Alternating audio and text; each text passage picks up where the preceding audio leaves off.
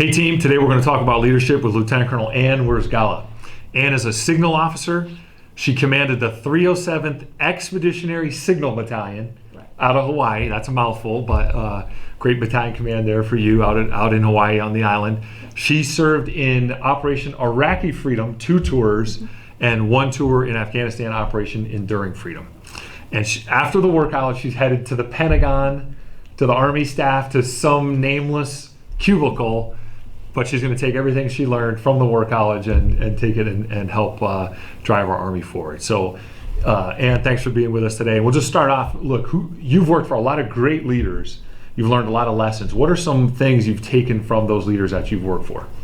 So, what I would tell you is that the greatest thing, I've worked for a lot of phenomenal leaders. The best leaders that I've worked for have allowed me to do my job and to lead my team in the manner in which I wanted to without micromanaging me. So having that ability to provide just broad guidance and then let me run with it, kind of like being a football player, toss me the ball, I know the direction to go, and I'm going to go out there and I'm going to get the job done. That's great, and that's really what Mission Command is all about. Exactly. And I think a lot of people talk about Mission Command, but maybe they don't always understand it. But it sounds like you've worked for some bosses that can do that.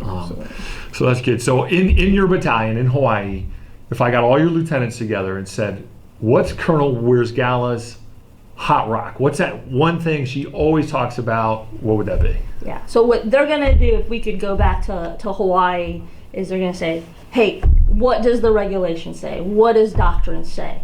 I was a real stickler for what the regs and Doctrine say because they provide us the tools to do our job, but they define that box. And in order to think outside the box, we got to know what the box is in the first place.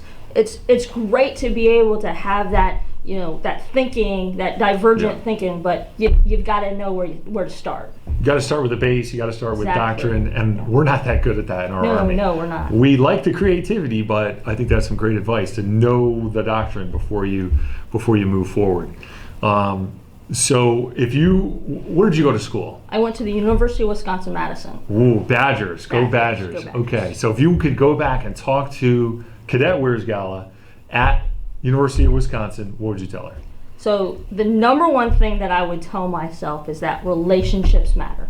Everything, you could be the smartest person, the most technically competent, the most tactically competent person in the entire Army, but building those relationships with your teammates, with your soldiers, with your peers, with your superiors, that's what really gets the job done. And we see that again in combat, and we see that back here at home station, that building those relationships, because they're lifelong. Right. So as a cadet, build your relationships with that cadet cadre. As a lieutenant, do the same thing, because you're going to see those folks later on. Yeah, your reputation stays with you, and it starts from when you're a cadet, and those people that you grew up with in ROTC, West Point, OCS, or in the Army are going to be the ones that know you throughout your Army career.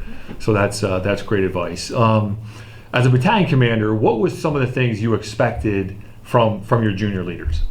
So the number one thing that I expected was for them to enforce standards and be masters of their craft. As a lieutenant, you get all of these things bombarded at you all at the same time. You're new to the environment, but you really have to start mastering your craft early. And then be honest, be tough, and be fair. You can treat everyone, you cannot treat everyone equally, but you can treat everyone fairly. Wow, that's good. And that's great advice for all leaders, all MOSs, all branches. But specifically, you're a signal leader, you're a signal officer. What are those things you expect from your signal officers specifically? So specifically from signal officers, I expect them to be able to lead their soldiers. And I know that seems, hey, all officers need to be able to lead soldiers, but signal officers are going to get a group of very smart, intelligent, technically minded soldiers who tend to be a little introverted. And you're going to have to lead that introverted, technically smart individual. And then you're going to have to empower them too, because in the signal world, we send out teams typically led by an E4 or an E5 to go support the maneuver battalion commander in his operation. And that E5 is leading a team of 4 or 5 soldiers. So that sergeant has to be alone and unafraid in the maneuver world, providing support. Yeah. So that lieutenant has to be able to lead his soldiers and empower his soldiers. That's a tough task, and that's we ask a lot of our signal officers and all our signaleers out there. So, Anne, thanks for your time today. We wish you the best as you head into the Pentagon and help run our Army. And thanks for being on Lopez on Leadership. Thanks.